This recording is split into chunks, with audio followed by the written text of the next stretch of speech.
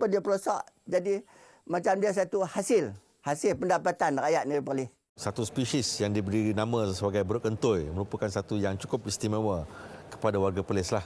Panjang 36 km, kita jangkakan ada lebih kurang 7 truk di 6 lokasi berbeza dan paling banyak sekali yang kita dapat temui adalah di Wang Kelian.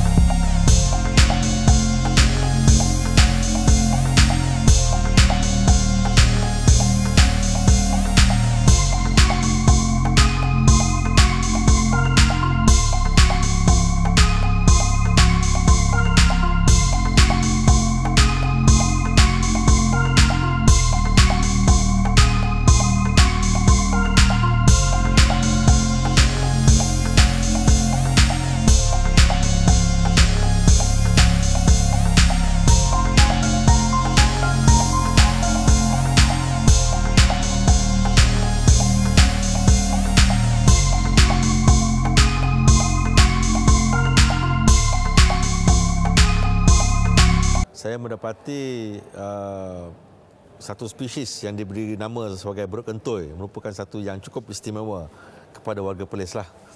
Jadi saya dipahamkan buruk kentoi ini adalah di antara spesies yang wujud hanya di negeri Perlis dan tidak mudah untuk dijumpai lah. Dan berdasar pada maklumat yang saya perolehi, saya mendapati buruk kentoi ini sebenarnya dalam populasinya mungkin dalam lebih kurang 500 ekor.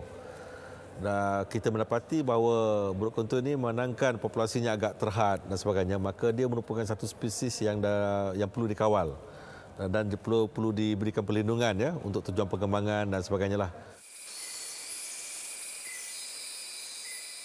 Seperti hutan lain di Malaysia, taman negeri ini merupakan tempat tinggal bagi primat lain seperti kera, lutung dan beruk kentoi. Meskipun jarang dilihat, kumpulan beruk kentoi dikatakan bergerak secara berkumpulan dan agak pemalu.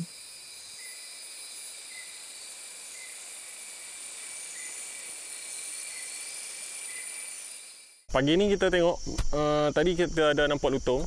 Berkemungkinan kentoi ni belum keluar lagi disebabkan feeding behavior ni lebih didominasi oleh lutung pada pagi ni. Dan selalunya dia akan keluar dalam waktu time cuaca panas sikit. Macam kita tengok tadi lutung yang masuk dulu. Tak apa, kita akan cuba lagi tengok. Syamil Abdul Rahman dan Amsah Muhammad Arif adalah dua figura penting dalam pertubuhan NGO PNW atau lebih dikenali sebagai Perlis Nature and Wildlife atau nama penuhnya Persatuan Pecinta Hijau dan Hidupan Liar Negeri Perlis yang ditubuhkan secara rasminya pada 25 Ogos 2018. Mereka telah memantau, merekod segala jenis aktiviti kentoi bagi tujuan penyelidikan sejak dari 2016 lagi. Sebab IP kita nak tanda starting sehingga 100 meter ke dalam. Daripada dalam tu kita akan ambil CP balik, checkpoint. Lepas checkpoint, CP satu balik. Sebab ni dia... Peranan utama Perlis Nature and Wildlife adalah memberi sokongan kepada jabatan kerajaan yang berwajib terlibat dalam proses pemeliharaan spesies ini. Pemantauan berkala dilakukan setiap bulan di samping kajian saintifik untuk dipersembahkan kepada kerajaan negeri bagi mendapatkan kata putus dalam usaha-usaha konservasi beruk kentoi. Istimewanya kerana di Malaysia, beruk kentoi hanya boleh dijumpai di Perlis dan ia perlu dikekalkan bagi generasi yang akan datang.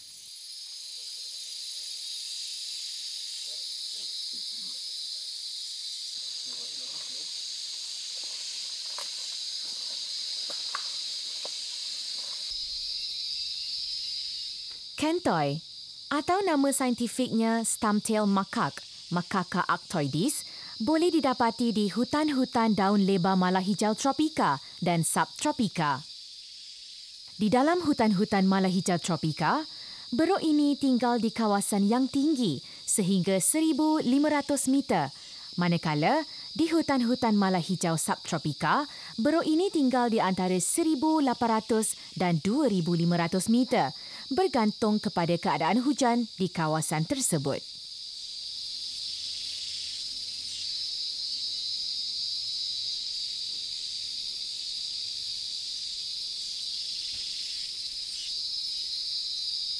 Dengan harapan kita dapat lihat Selain bekerjasama dengan agensi kerajaan, Perlis Nature and Wildlife juga banyak membantu universiti tempatan dalam penyelidikan mereka. Hasil kerjasama antara PNW dengan Universiti Kebangsaan Malaysia sehingga 2019, Kertas Penyelidikan Populasi Beruk Kentoy pertama kali berjaya diterbitkan di Malaysia.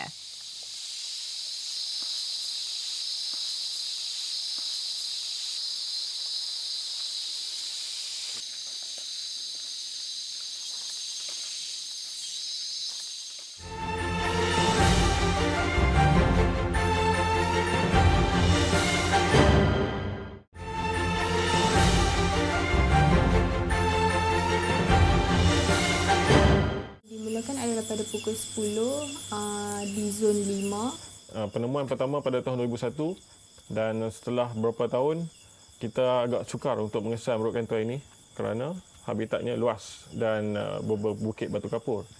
Tetapi sekarang kita dapat berjaya mengesan kerana habitat semakin mengecil disebabkan habitat asal sudah menjadi ladang untuk tujuan pertanian.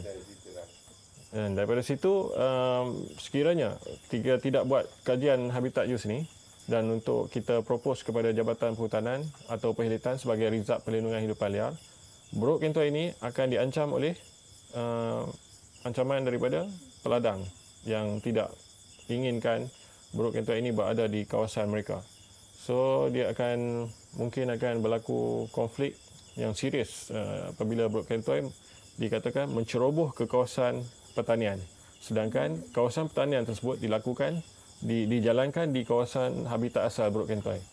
Jadi habitat use research ini sangat penting untuk kita beri cadangan kepada kerajaan negeri melalui Jabatan Perhutanan dan Perkhidmatan agar pada masa akan datang beruk kentoy ini mendapat pembelaan dengan digazetkan kawasan yang sedia ada ini sebagai rizab perlindungan hidupan liar, terutamanya bagi spesies beruk kentoy inilah. Sebenarnya di kaki bukit ni memang kita pengusaha dusun ni memang bermasalah. Pertama kera, lutung, monyet kentoy spesies beruk kentoy. Jadi beruk tu tak banyak sangat apa yang pakcik tengok, tapi yang paling banyak kera dengan lutung dan kentoy. Menurut Pakcik Ismail, dahulunya kentoy ini pemalu dan jarang untuk dilihat. Tetapi sejak ladang sawit bersebelahan dengan dusunnya mula berbuah, ia sering muncul di kawasan sekitar.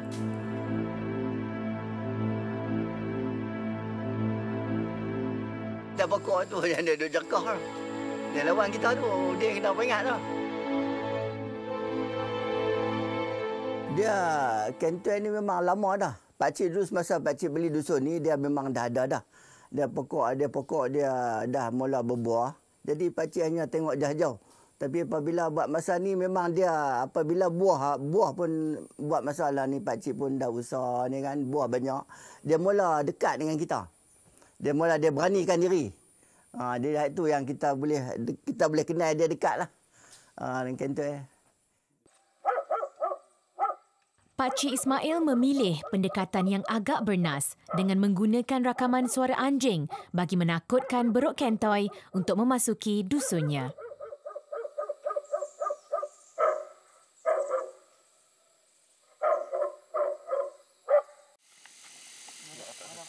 Sepanjang kajian, PNW berpendapat yang beruk kentoy diklasifikasikan secara unik sebagai spesies di atas pokok dan tanah kerana mereka menghabiskan sebahagian besar masa mereka mencari makanan dan melakukan perjalanan di dasar-dasar hutan berbanding primat lain. Beruk kentoi ini menghabiskan masa dari awal pagi hingga petang untuk mencari makanan dan mereka bergantung kepada kawasan hutan hujan untuk makanan serta tempat perlindungan.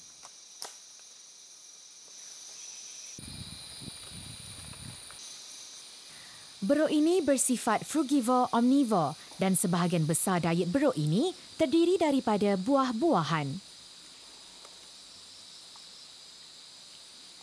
Beruk kentoi di Malaysia adalah kumpulan primat yang tidak pernah dibuat kajian berbanding spesies primat lain.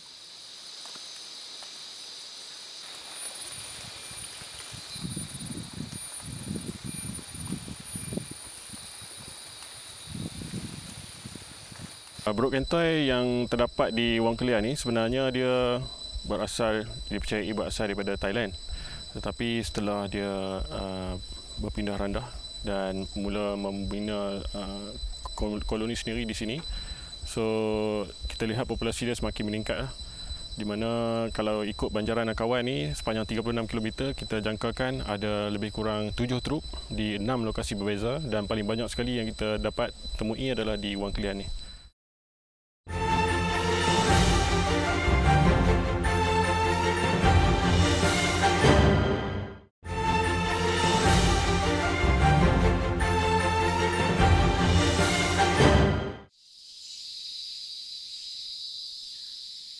Hasil pemantauan, kentoi banyak menghabiskan waktu makannya di ladang sawit berbanding dusun.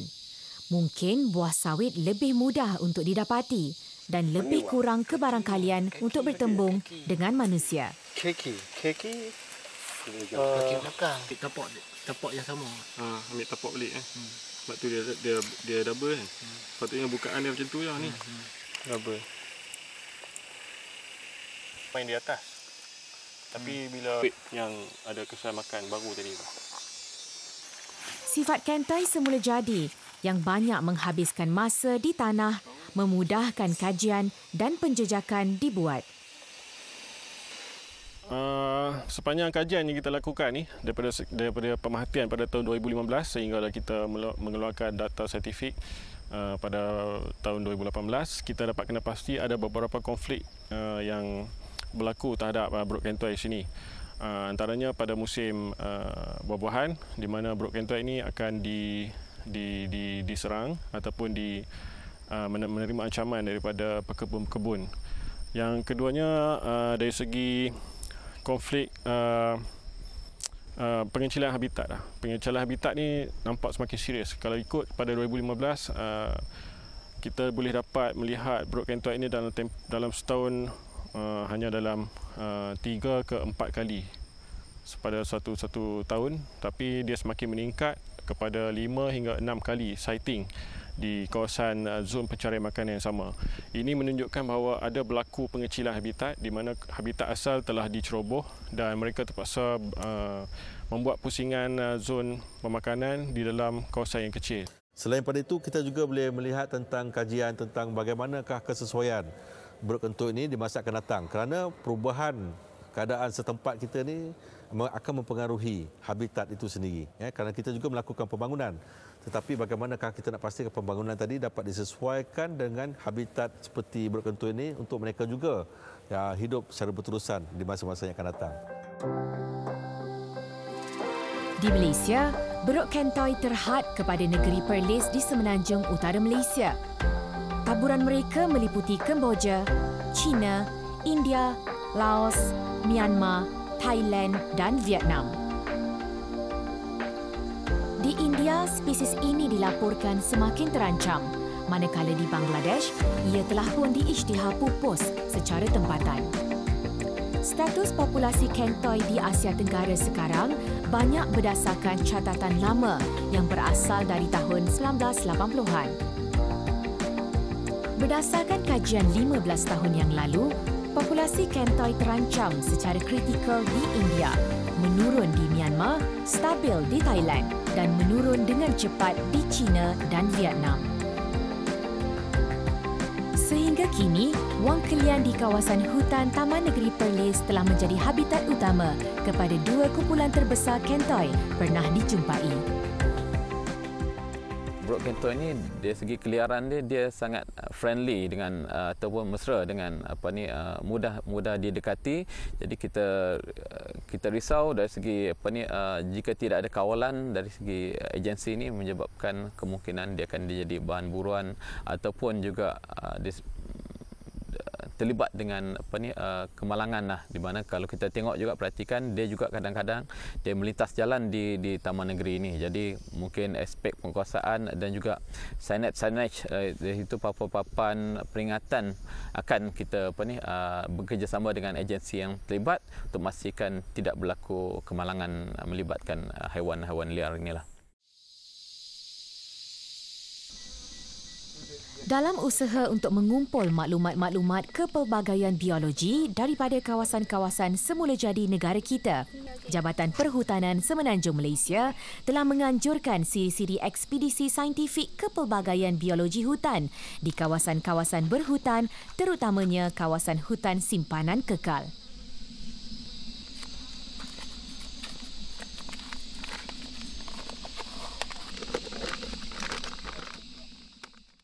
Dalam konteks pemeliharaan ataupun penjagaan buruk kentoi yang kita sedia maklum cuma terdapat di kawasan utara negeri Perlis, iaitu di sekitar hutan simpan mata air dan Wang Mo.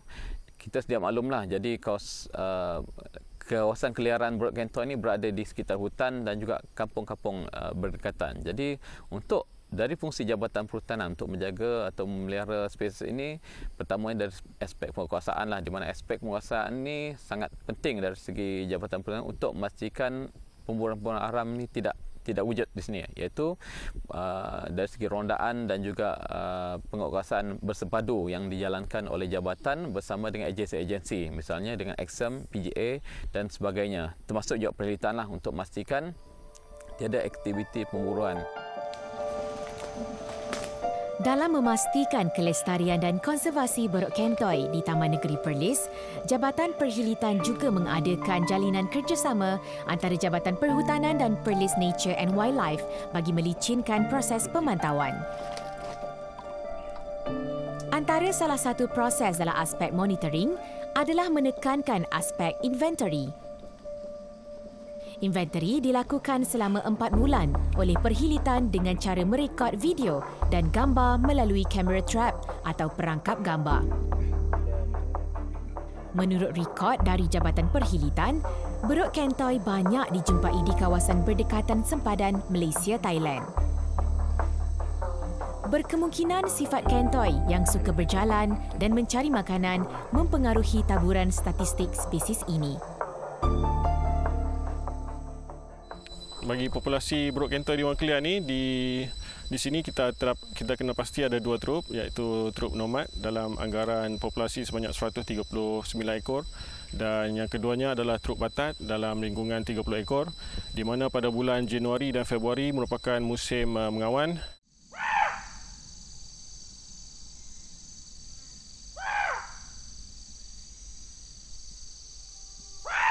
Pada waktu tengah hari, PNW menyambung aktiviti pemantauan kerana kumpulan buruk kentoi akan berhenti untuk berehat di tempat teduh dan menghabiskan masa untuk kegiatan sosial seperti membersihkan bulu manakala anak-anak buruk bermain. Pada waktu petang pula, pencarian makanan bermula sekali lagi ketika berjalan balik ke tempat tidur yang biasanya merupakan pokok besar atau cenderam. Seekor penampilan buruk kentoi tidak boleh mewakili individu buruk yang lain kerana warna di antara mereka adalah berlainan.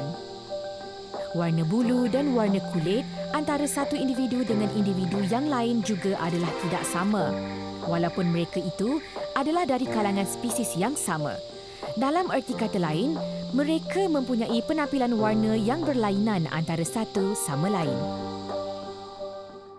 Bagi buruk jantan, yang kita kena pasti di sini, kita dapat lihat dia berlaku konflik sesama kelompok ini, di mana mereka akan berebut buruk betina sambil membuat bising ataupun ada body contact, sesekali berlaku body contact, tetapi tidak berlaku pecahan troop yang besar.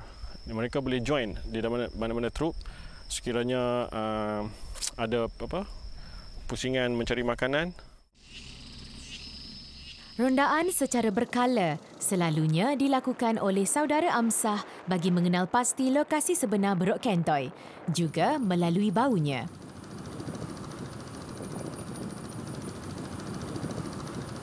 Lahiran baru selalunya berlaku pada bulan Ogos, dan jumlah populasi ini akan bertambah di setiap kelahiran ini, di mana kita dapat lihat kebanyakan Beruk Kentoi akan menggendong bayi kecil yang berwarna putih untuk mencari makanan di sekitar kawasan ini. Dan keunikan Beruk Kentoi ini berbanding dengan spesies primate yang lain adalah mereka lebih bersifat protektif, di mana di kalangan betina akan cuba melindungi bayi atau infant daripada betina yang melahirkan bayi tersebut. Dan tidak sama seperti primate lain di mana ada kejadian yang menculik bayi daripada induk yang lain untuk dijadikan anak sendiri. Ini tidak berlaku kepada Beruk Kentoi. Jangka hayat Kentoi boleh mencecah sehingga 30 tahun. Sewaktu bayi, warna kulitnya putih dan akan bertukar seiring masa beredar. Mukanya berwarna merah jambu atau merah coklat atau hampir-hampir hitam apabila usia semakin meningkat. Kentoi ni menjadi satu macam kita samakan dengan Sabah. Perkenalkan Kentoi ni seperti mana Sabah memperkenalkan orang hutan. Jika Beruk Kentoi ini dijadikan ikon pelancongan, kita perlu melakukan kajian lebih mendalam lah. Kerana kita tak nak mengganggu sifat asal Beruk Kentoi ini yang sememangnya liar di kawasan ini. Tidak boleh diberi makan secara berkala untuk kita jadikan ia semata-mata sebagai tarikan pelancongan. Mungkin Perlis adalah satu tempat di mana pusat konservasi itu patut diwujudkan. Perkara ini boleh dilakukan oleh pihak NGO, contohnya Persatuan tadilah. Jadi dengan mengenal pasti tentang keperluan, apakah bentuk peruntukan, apakah bentuk tempat-tempat yang sesuai, maka kita boleh lakukan melalui proses aktiviti penyelidikan tadi, dan pihak-pihak tertentu termasuk kerajaan harus duduk bersama dan memikirkan bagaimana perkara ini dapat direalisasikan.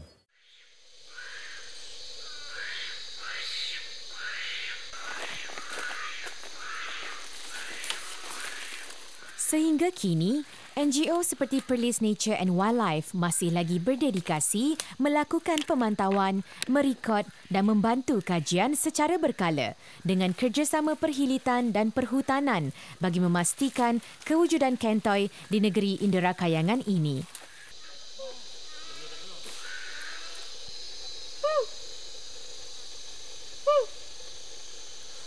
Mungkin ini terpisah pada grup ataupun tengah sakit. Kita cek.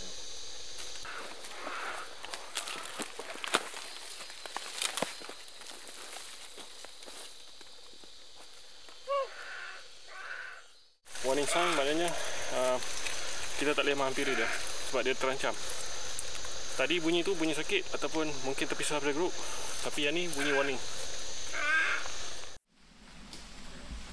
Syamil berpendapat Perlis boleh membuat satu produk yang berasaskan alam bagi menggiatkan pelancongan dalam negeri mengenai Kentoi.